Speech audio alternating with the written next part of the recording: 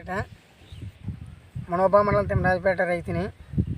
నాకున్నట్టు పొలంలో ఈ రోజు నుంచి కాదు, ఇటు రెవెన్యూ అధికారులు అటు ఇరిగేషన్ అధికారులు చేసిన పాపం మూలంగా ఈ రోజుకి కూడా సుమారుగా 2 అడుగుల నీరులో నా వరి పొలం నాదే కాదు, మనోబా మండలంలో 7-8 గ్రామాల సమస్య ఇది. దీన్ని ఎటువంటి అధికారులు ఇరిగేషన్ కానీ అలాగని రెవెన్యూ అధికారులు కానీ పరిష్కారం చేయట్లేదు. ఇవన్నీ కూడా కొండకర్ల ఆవకి సుమారుగా 2 కిలోమీటర్ల దూరంలో ఉన్న భూములు కూడా ముంపు జరుగుతున్నాయి. ఇవన్నీ కూడా జిరాయితీ భూములు, కానీ ఎటువంటి జీవోలు కూడా లేకుండా సొంత భూములు నీరు నిలవేసి దిగువాయి కట్టుదారులకి 2 పంటలకు నీరు ఇస్తున్నారు. ఇది ఎంతవరకు సబు?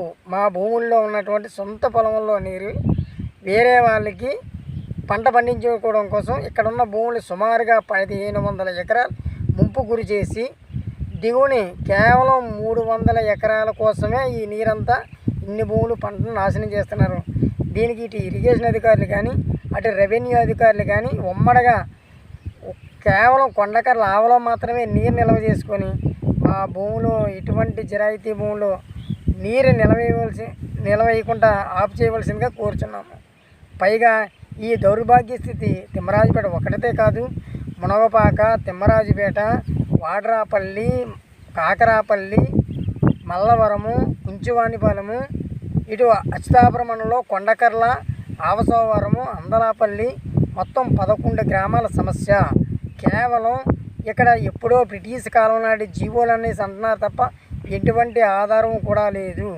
కేవలం ఇక్కడ రైతుల్ని మభ్యపెట్టి మోసం చేసి ఇటు అధికారులు ఇటు రెవెన్యూ అధికారులు మొత్తం పొలాలన్నీ కూడా ముంపు జరుగుతుంది. ఇది ఒక్క సంవత్సరమే కాదు, ప్రతి సంవత్సరం జరుగుతున్న సమస్య.